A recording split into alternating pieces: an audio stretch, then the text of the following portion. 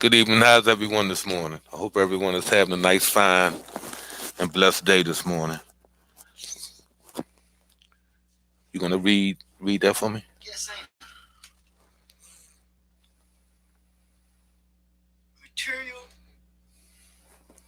world of reality, of this reality. What does it remind you of? The material, the material world. Does what does it remind you of? What does it remind me of? What it reminds me of is that. Well, okay, I leave it like this. She'll see it and say, "Why you keep your mask on?" The material world is like the micro, the micro system. So saying, and when you look at it from another perspective, all that you get in this world,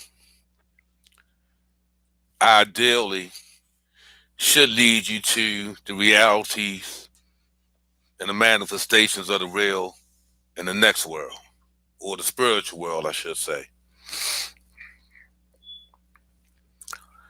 Where the problem comes in that is that a lot of people put undue significance and worth in that which is material. And in the process, they lose that which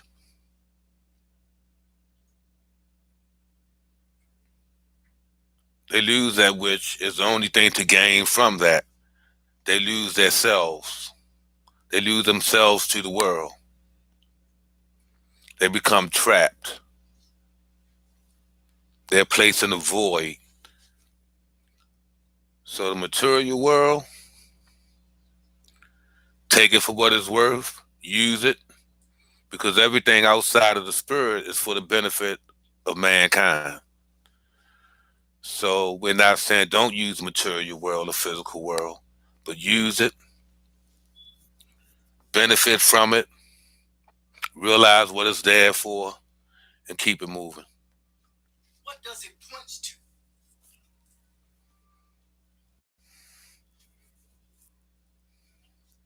Does it point to something that is greater than you? Does it pull out the greatness that is in you? Well, absolutely. I mean, as I just stated, yes, it does point to something greater than yourself, greater than ourselves. Um, just the mere fact of the rotation of the seasons should be enough for those that have eyes to see and ears to hear. That's physical in such a nature, but even in that physical, that's nourishment for the body. When you talk about farming and husbandry and fishing and hunting and these things like that, those are for our benefit. Now, how does, if it do, does masonry, does Islam, I mean, how does that play a part in the nurturing you when it comes to living in this physical world? Well, when you bring up religious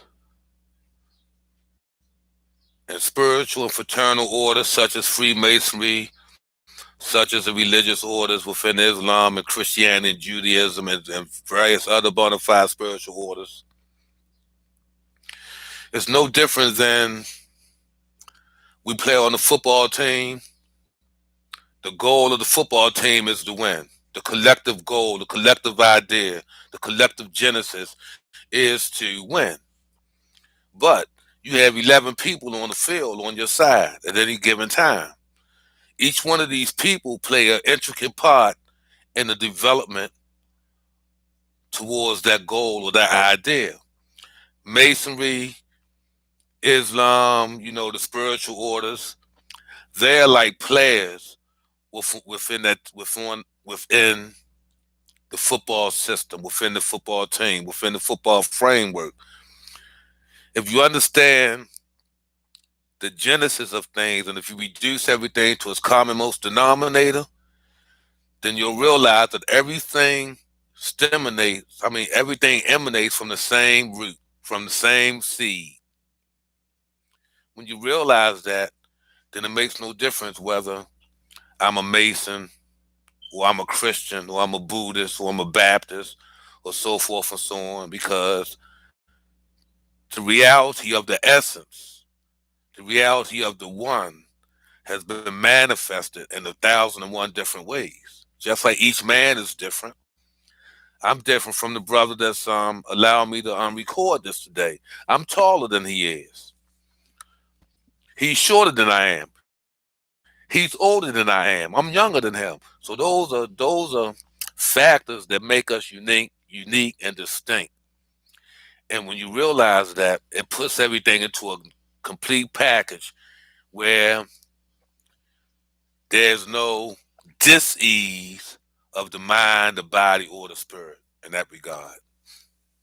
I hope I answered your question, brother. Now listen, it says that in anything that we do, our affairs return back to Allah. But what does that mean when we deal with politics?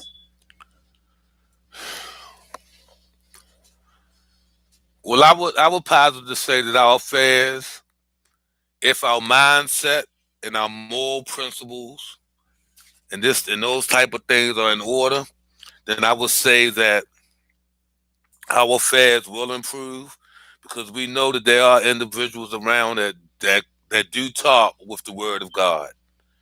We know that there are people around that are genuinely pious inside and out. We know that there are people that walk the walk of God. We know that. This is a given fact. So, with that being so, we can also aspire to such greatness on our own levels. What was the second part of that statement again? What role are you playing in complementing the nurturing and the growth of this material world?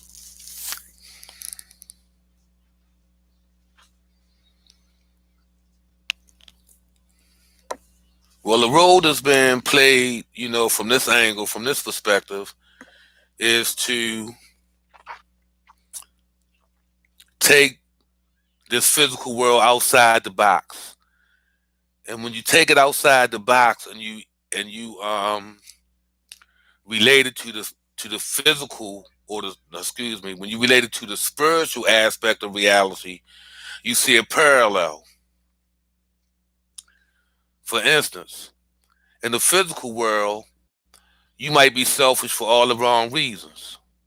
On a spiritual plane, you will be selfish for all the correct reasons or all the right reasons. You say, well, selfishness is looked at as being bad or being something negative, but it's not. It is on the one hand, but on the other hand, it isn't. If all I want to do, I want to eat off of you, I never buy no food, but I always want to eat, don't want to wash the dishes, that's selfishness. However, on the flip side, if I'm going to copping across the street to get my degree, I'm going to do everything in I'm going to do everything within my possibility to see to it that I get the best grades that I can. So I'm selfish. I'm denying myself. I'm not watching TV because I'm going to study tonight. That's selfishness for a good reason. I used to party every Saturday night. I'm not going to party. I need to study. So these are the things. This is how we should look at things. The same word, you just change it around, but it takes a change in mindset, which allows the thought process to begin to think on another plane in another direction. Sounds good. Yes, so closing remarks as it pertains to this opening statement of this material world, what it reminds you of, and the role that you comes to politics, what's your take on that? The role of whatever this material world reminds you of, your contribution, the role of politics, the role of Islam and Masonry or any religious group. How do you combine all those two to a point where as that it brings out the best in you, and as it brings out the best in you, you do your best to try to bring about the best in others? How do you go about doing it? Well, let's not be fooled about the situation. This is a political world. For someone to say that there's no politics involved in XYZ is show is the shows of lack of understanding. I mean, you even had politics within your own family setting. Your kids playing the parents against each other. Um, you can't do without politics. This is a political world, be it good, bad, or indifferent.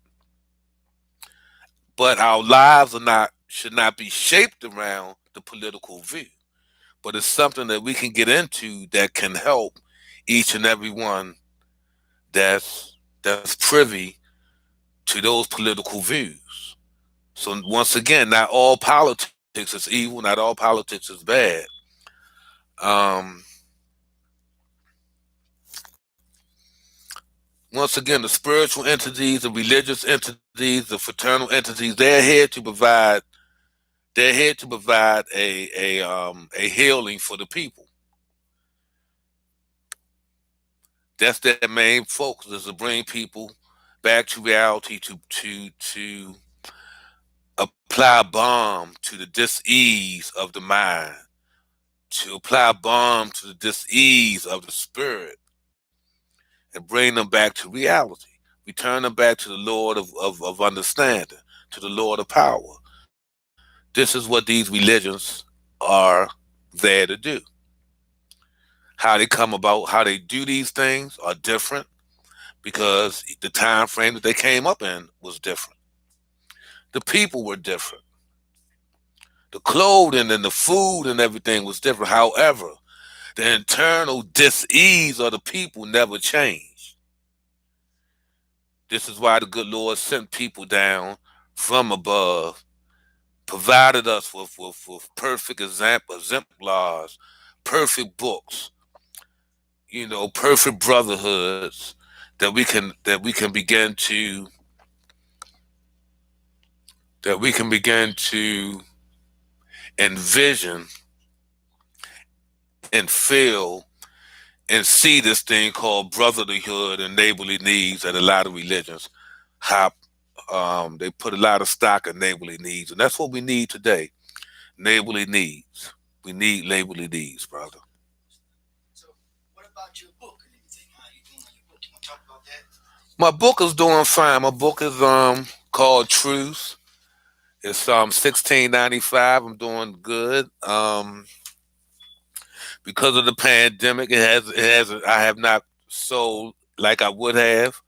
I missed out on a couple. Well, I didn't miss out on a couple, but since since having the book reprinted, there haven't been many book signings or book shows and stuff like that that I can go to.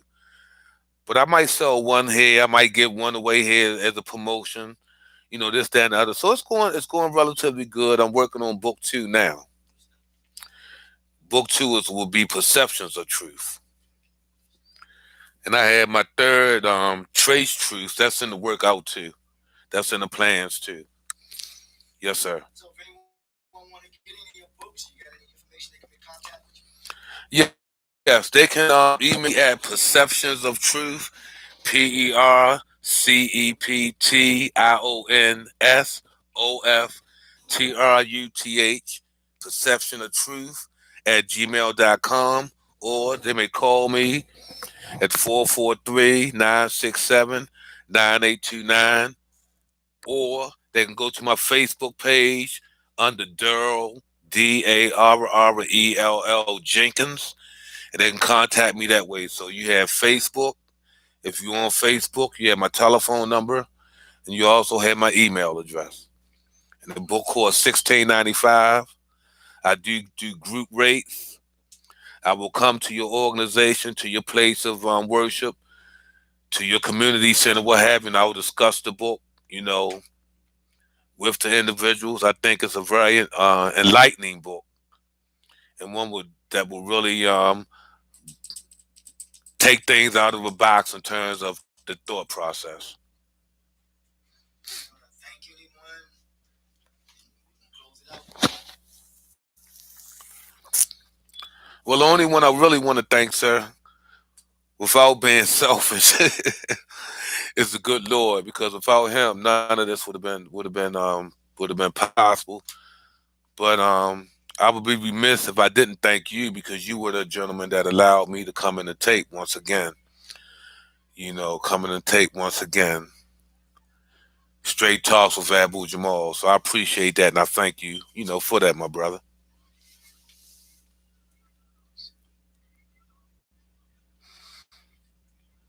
Say straight talk again. Straight talk again with Abu Jamal. Thank you. I'm gonna learn how to do this. I know it's a simple process, but some things are simple is like hard for me. Yes, sir. You put it out there. Yeah. Another one, gentlemen. You take the other. Yes, sir. Oh yeah, yeah. Put your mat back on. Yes, sir. Oh yeah. Watch your leg.